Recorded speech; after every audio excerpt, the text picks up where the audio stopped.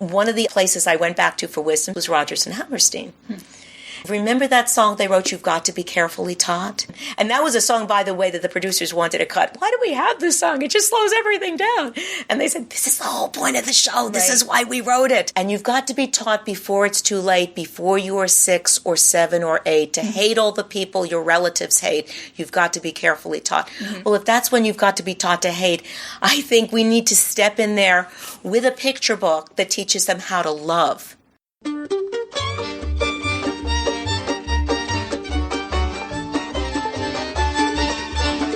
This is the Book of Life. I'm Heidi Rabinowitz. We are in a golden age of picture book biographies, and one prolific biographer is Nancy Chernin. She's got half a dozen bios out and more on the way, and each one is inspiring in its own way.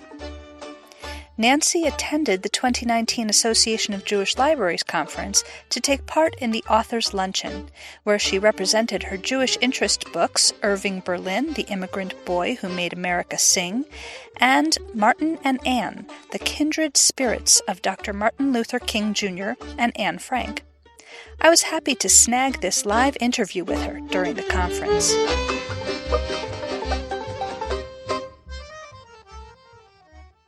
Nancy Chernin, it's so nice to have you here. We're meeting at the Association of Jewish Libraries conference in Los Angeles. It's lovely to be here. Thank you for inviting me on the podcast, Heidi. Sure, thank you for coming. Nancy, what got you started on writing biographies? I started writing biographies because of a friendship I developed with a deaf man named Steve Sandy. I had written an article in the Dallas Morning News about William Hoy, the deaf baseball player who introduced signs to baseball in the 1800s so he could play the game he loved. He couldn't hear the umpire, so he taught them signs. I thought this was so amazing. I didn't know that's where the signs for safe and out came from. Well, after this ran in the Morning News, I got a thank you note from Steve, and I wrote back to him. We started a friendship. And he shared with me his dream that more people would know about this great deaf hero. And I said, well, what if I write a children's book about him? And he said, great. And I said, would you help me? And he had all the research. He's a friend of the Hoy family. He had articles going way back when, articles back when they used to draw pictures instead of running photographs. And it was incredible. And the only problem with my promise was that I had never written a children's book before. And so my first attempts, editors would say, well, this is very nice, but it reads like a newspaper article. Well, I was a journalist. Of course, it read like a newspaper article. So I knew I had to go back to the drawing board. I took classes. I joined critique groups. I wrote. I made the promise in 2003. The William Hoy story came out in 2016. And I am so glad I didn't give up, because I found on that journey that I loved writing children's book biographies, that I loved this opportunity to shine a light on people who deserved a light. And it just set me out looking for more people. I have now had biographies come out every year since 2016. And as of January, I became a full-time children's book writer. Oh, mazel tov. Thank you. How do you select the subjects for your biographies? It is a mixture of elements. A part of it is that I'm looking for people who, for me, have not only made their own dreams come true against the odds, but have made the world a better place. That's very important to me. I've got to be able to see that that dream made the world better. And I'm out there looking for people who don't have a million books about them, who the kids might not know about otherwise. Before I wrote Irving Berlin, I would sing God Bless America to the kids where I was presenting books, and I said, do you know who wrote this song? And silence.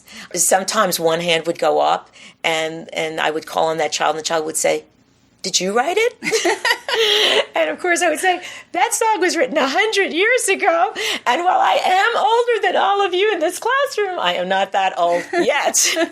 And so that's why I realized there was a need for an Irving Berlin book. So adults know about him. Certainly the Jewish community knows about him, but I wanted all kids to know that a Jewish immigrant had written this patriotic song, and I wanted them to know why he wrote it. And I also wanted them to know what he did with it, how he used it as a way of giving back to the country he loved. Mm. Is there anything that would make you reject someone as a subject for a biography? have to be in love with a person. Mm-hmm. People say, oh, most writers are kind of shy. They don't even want to talk about their works. I never feel like I'm talking about my books because I feel like I'm advocating for the people I've written about. Mm-hmm. I only write about people I am in love with. I want you to know about Irving Berlin, and I want you to know about William Hoy, and we'll talk soon about Dr. King and Anne Frank, who of course are more famous, but there's a special reason I wrote that book. But I will not write about someone that I don't love or admire or I don't feel made a positive difference in the world. I'll leave that for someone else. Okay. So you just brought up something I wanted to talk about. You like to bring attention to lesser-known historical figures, but you wrote about people as famous as Irving Berlin, Anne Frank, Dr. Martin Luther King Jr. Why did you choose them as subjects? With Martin and Anne, I would not normally have written a book about Martin or a book about Anne. But when I realized they were born in the same year, 1929, and that was the year of the Great Depression, and I could see these connections between the two, how they had grown up, the parallels between the hate that they faced and how they met it with love and how they found words to express their vision of a better world, I thought, these are kindred spirits. And I have to say, especially because this is a Book of Life podcast, I remember that in the Yom Kippur, in the Rosh Hashanah services, I remember seeing somebody had written something about contrasting a child who had experienced a bar mitzvah during the Holocaust and in modern days. And it went back and forth and back and forth. I remember how terribly moved I was. And I thought, I am interested in this contrast between these two. And this is an opportunity also in a world that is very fragmented, very polarized. I can show kids that two people of different genders, different races, different religions, different countries, different languages, how their hearts could beat with the same hope. And that I hoped in this way it would bring different communities together. And I have had that experience because I got to share this at the National Civil Rights Museum as part of the Ruby Bridges Reading Festival and in front of communities that didn't really know much about Anne Frank.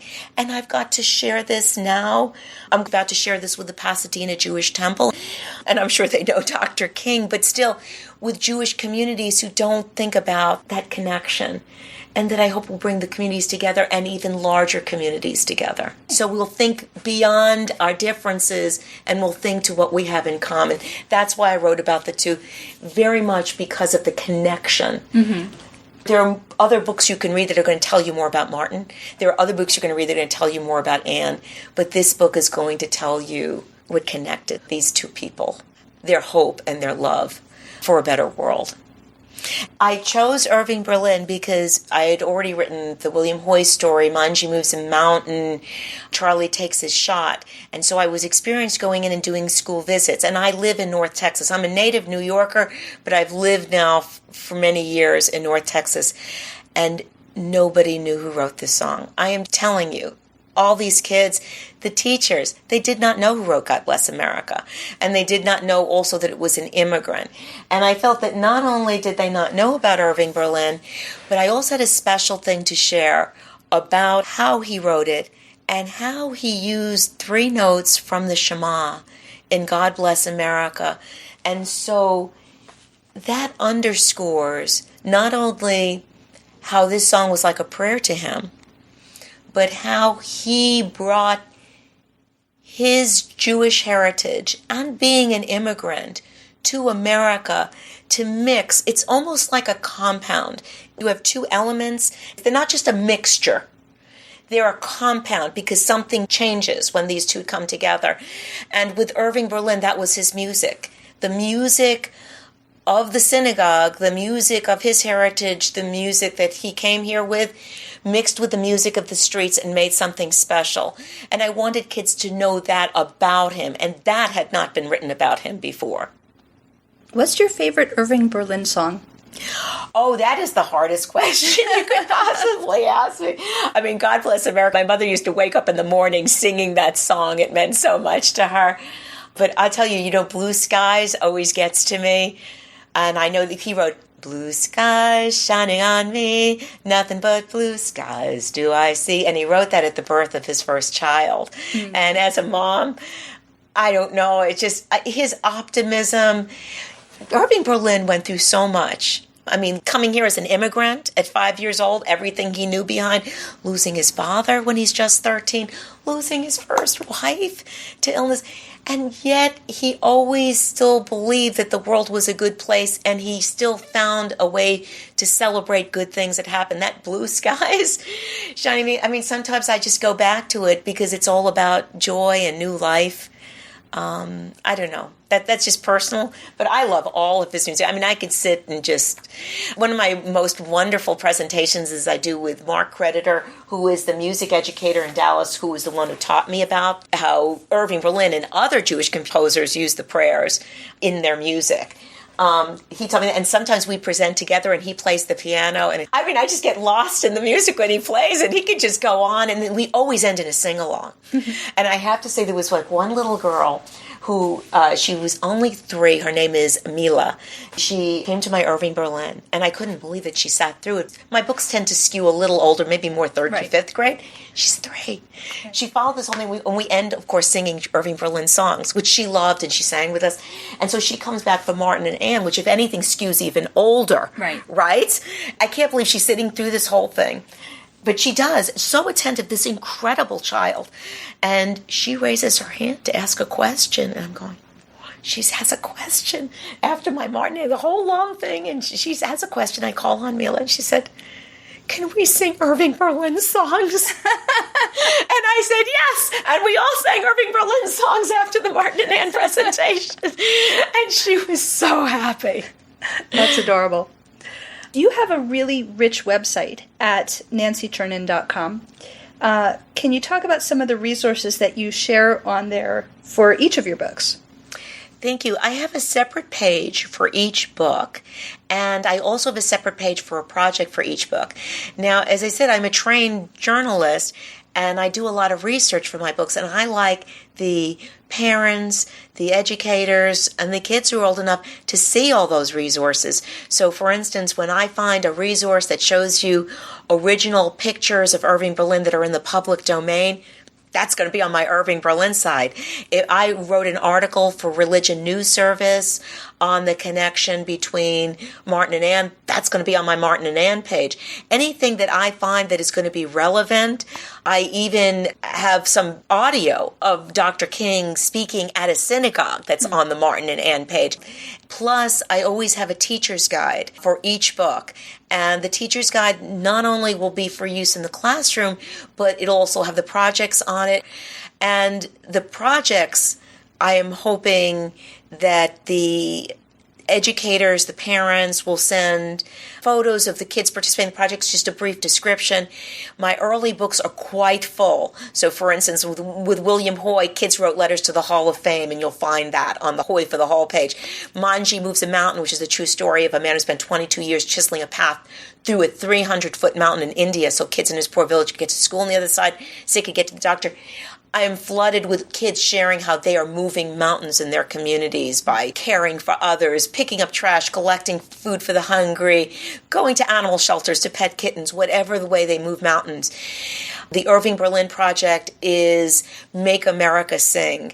I'm wanting kids to share their favorite things that immigrants have brought to this country so we could celebrate the gifts that immigrants have brought us. Immigrants have brought so many things. Irving brought music, but food, expressions, language, ideas, discoveries, so many things immigrants have brought us, and I want to celebrate that on the Make America Sing page. For Martin and Anne, the project is Kindred Spirits. Here is where I'm hoping that in the spirit of seeing that Martin and Anne were kindred spirits, even though they never met, that kids will reach out to other kids with the help of parents, with educators. Maybe it will be 2 schools that will meet up, maybe of different religions, maybe different neighborhoods, maybe schools in different cities, different states, different countries. So kids can enjoy the differences, because the differences are fun to enjoy and explore, but celebrate how their hearts may beat with the same hopes for happiness, for a better life, and that they can maybe ultimately help each other achieve those dreams. Wonderful. I was impressed with your website. Most author websites don't go into as much depth as that. Well, one of my goals for all my books is for not to stop with the book, but to take what you get from the book into the world. And that goes back to Tikkun Olam, wanting the books to take you to that next place and to bring it into the world and be inspired by these people who inspired me, for the kids to go out and make the world a better place too.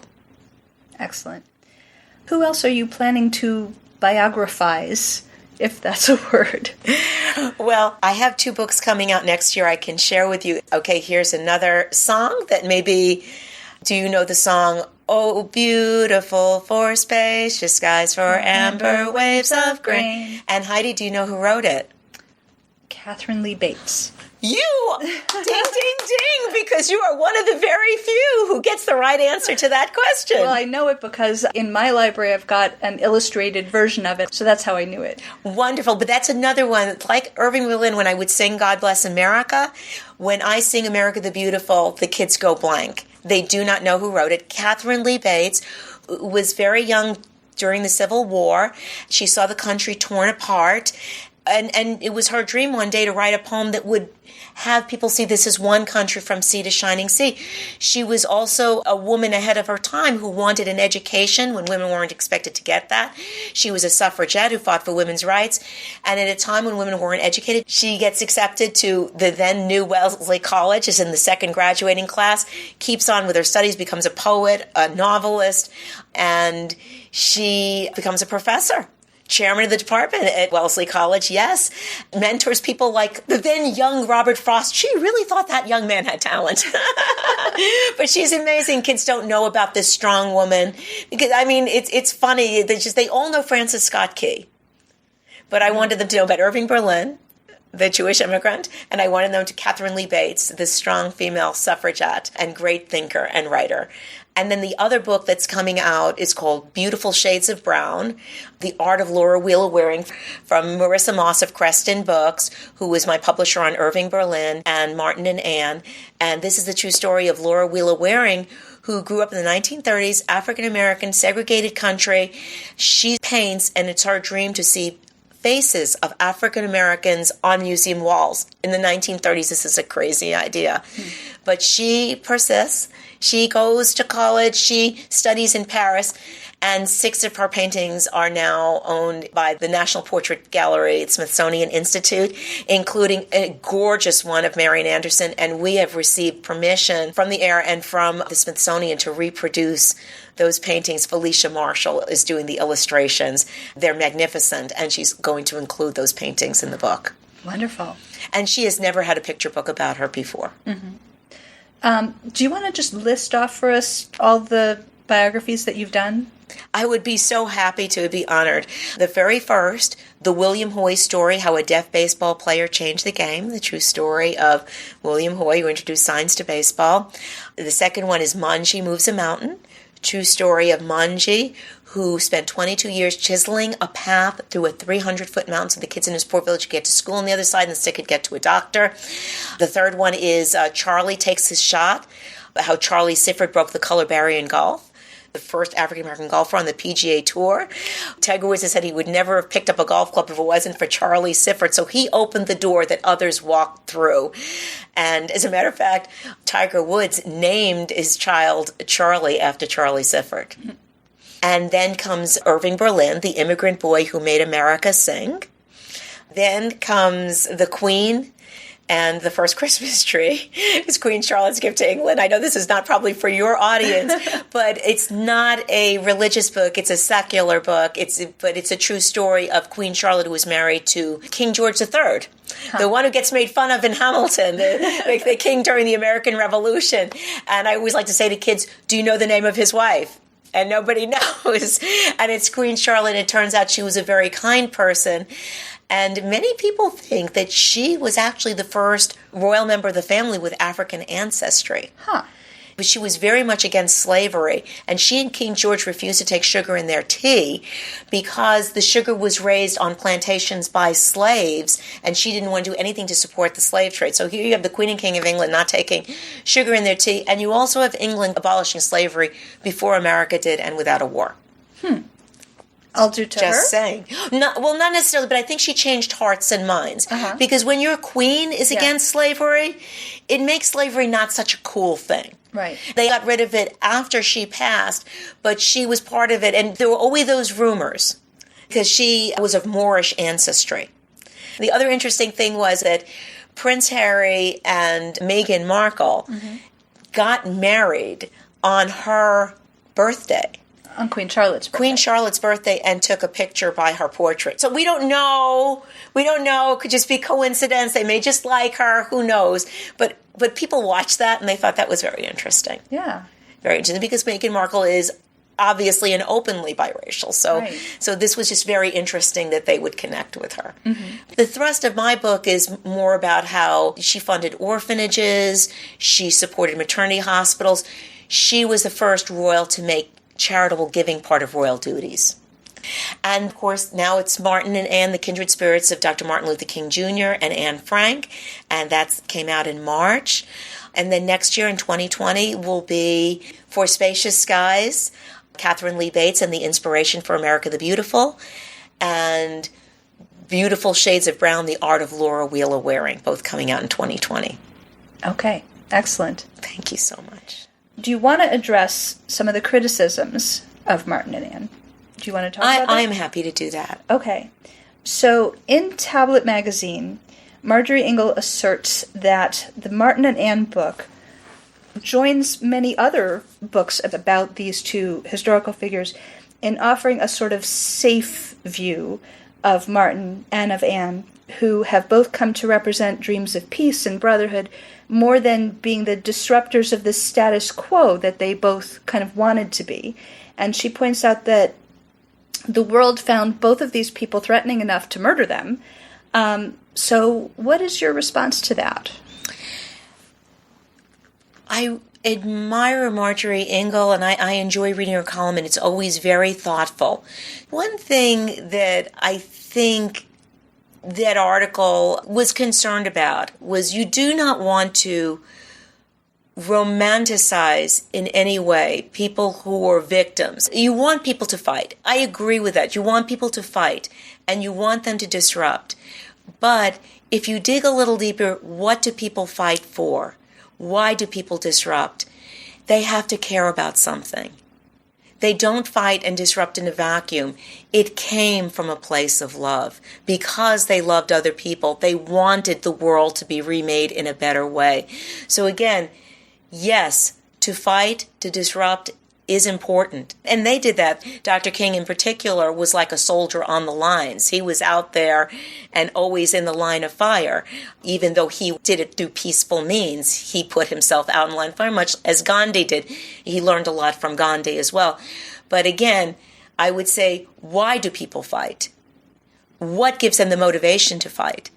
It's for love. In a world that is very fractured and polarized, and people are all in their separate places, I feel the way to heal and bring people together is for them to see their commonality. Until we see that all children are all of our children, until we see that people who seem to be different on the outside, until we see that commonality, then we're not going to fully fight for those other children. We have to see them, in the words of Arthur Miller, they are all my sons, they are all my children. And I'm trying to reach the younger children. I am trying to get to that place where they see the love, what they have in common, and that will give them the strength to then fight. And if you do read the words of Dr. King and Anne Frank, love is all through that. I myself was motivated because of this to examine my thoughts. And I've started my own blog now, which is called The Kids Are All Right, WRITE, because I examined why I wrote this, because this did make me reflect. And one of the other places I went back to for wisdom, since I have been a theater critic for many years, was Rodgers and Hammerstein. Remember that song they wrote, You've Got to Be Carefully Taught? Right, of course. And they won the Pulitzer Prize for that. And again, they come out of the Jewish tradition. And that was a song, by the way, that the producers wanted to cut. Why do we have this song? It just slows everything down. And they said, this is the whole point of the show. This is why we wrote it. Right, and just to jog people's memories, that's the song about you've got to be carefully taught to hate the people that your family hates. Right, but you've got to be taught prejudice. And you've got to be taught before it's too late, before you are 6 or 7 or 8, to hate all the people your relatives hate. You've got to be carefully taught. Well, if that's when you've got to be taught to hate, I think we need to step in there with a picture book that teaches them how to love, that teaches them whether they identify with Anne, that they'll now identify with Dr. King. Whether they identified with Dr. King, now they'll identify with Anne. I grew up in New York City in a Jewish American community, a 98% Jewish American community where I grew up thinking everyone was Jewish, and certainly everyone knew Anne Frank. And I have spent the bulk of my adult life now in Texas, and I have been to a lot of places where they all know Dr. King, and they don't know Anne Frank at all. I am bringing this now to kids who are now going to look at Jewish people differently because of this book. The same way I hope that there'll be Jewish people who will look at the African American community differently because of this book. That's why I wrote this book, to break down barriers, not to sanitize, to sentimentalize. I brought this to bring people together, and it is bringing people together. And every time somebody is moved by this, it makes it all worthwhile. And from an academic perspective, because, I have strong academic roots, I read this book, Hitler's American Model, by professor at Princeton, James Q. Whitman. He makes the point that Hitler sent his lawyers to the Deep South to check out their segregation laws and use that as a model to build the Nuremberg laws, the laws against Jews in Germany and then in Europe. And so I think it's important to see these connections. When we see hate, prejudice rear its head anywhere, it is hate against all of us. Hate against any child is hate against all children. And love will strengthen us for the fights ahead. Okay, excellent. So I found this list of creative interview questions on the BookFox website, which is a site for writers. And so we're going to randomly pick one of these questions. So pick a number between 1 and 50. 18. Okay. Question 18. What did you do with your first advance? What did I do with my first advance? I created a book fund. I keep that separate. And so I have been able to use that to do a lot of travel that I do on my own to bring the books to places, or sometimes there will be people who will ask me for books. Because I have that fund, I pull from that fund to be able to do that. Okay, cool. So the books feed back into the books. The books feed back into the books, so I try and keep that as my little separate world. Okay, very good. So it's Tikkun Olam time, and I'd like to ask you, what action would you like to invite our listeners to take to help repair the world? There are so many things we could do, and I would like to preface it by saying that any kindness that you bring into the world from the heart is going to help repair the world. And in that spirit, my Move Your Own Mountain project on my website gives an opportunity to share the things you do. But to be even more specific, there's a program that I have been part of that I support called Room to Read. Room to Read is this wonderful organization that brings translated copies of books to kids in their own languages, because nobody is translating it into those languages because there isn't money to be made for doing that. And Room to Read came to my publisher, Marissa Moss of Creston Books, came to ask us if we would give translation rights for Manji Moves a Mountain languages on the Asian continent and the African continent. And we said yes. Translation rights are usually a big source of income for book writers. But we knew that these kids would not have these books in their language if we didn't say yes. And I am so honored. I think those books are rolling out any day now. I've already seen the cover in Hindi. And I'm so happy because literacy, that's another way of repairing the world, because what a book can do, Emily Dickinson said there's nothing like a book to take us miles away. It not only cuts through time and space, but a book more than anything allows us to travel into another person's heart and walk in that person's shoes. Books build empathy. So when I think of this book or any books getting into the hands of kids who otherwise don't have these books, who don't have these ways of identifying, they may never see people of a different race, of a different religion, a different upbringing, different experience, these books will bring them into other people's hearts. Their hearts will expand. Room to Read does a wonderful job doing that across the world. That is particularly close to my heart because I do think we need more empathy, understanding in the world, and books can do that. They open hearts and they enlarge minds. Okay, that's a great recommendation. Is there anything else you'd like to talk about that I haven't thought to ask you?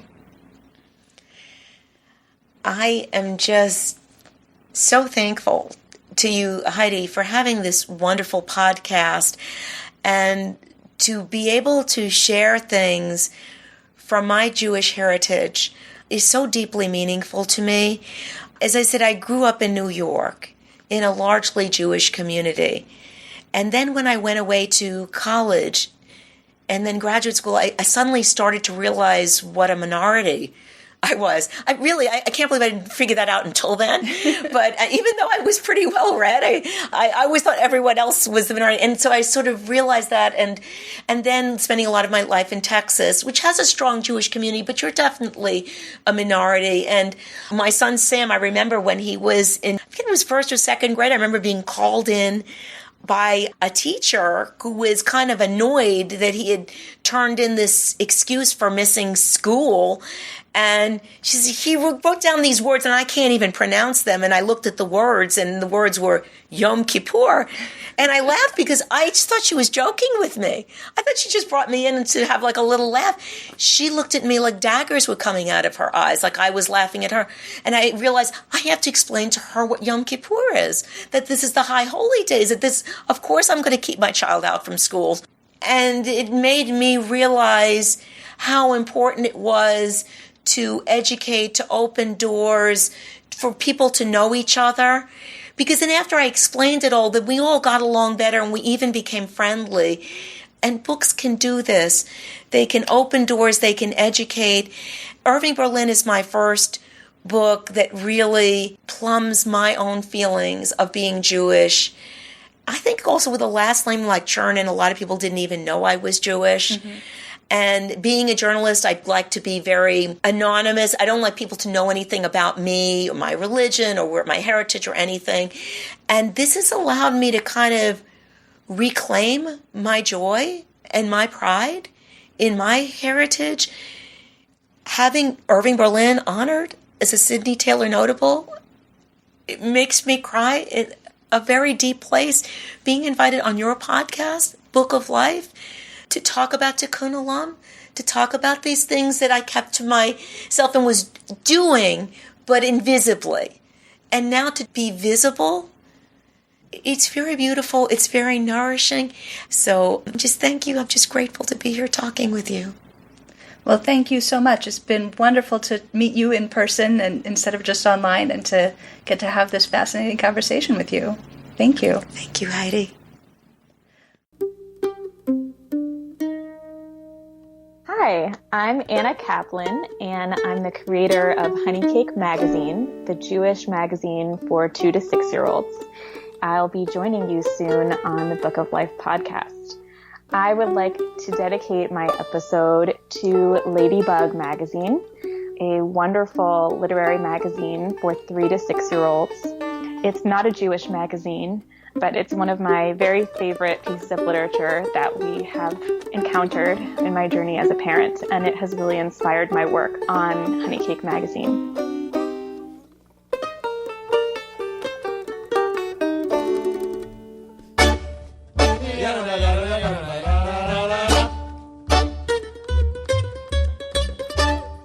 Don't be a stranger. Say hi to Heidi at 561-206-2473 or bookoflifepodcast@gmail.com. Check out our Facebook page or our Facebook discussion group, Jewish Kidlit Mavens. We are occasionally on Twitter, too. There are lots of ways to support the show through Patreon and through donations to our home library, the Feldman Children's Library at Congregation B'nai Israel of Boca Raton, Florida. You can find links for all of that and more at bookoflifepodcast.com. Our background music is provided by the Freilach Makers Klezmer String Band. Thanks for listening, and happy reading!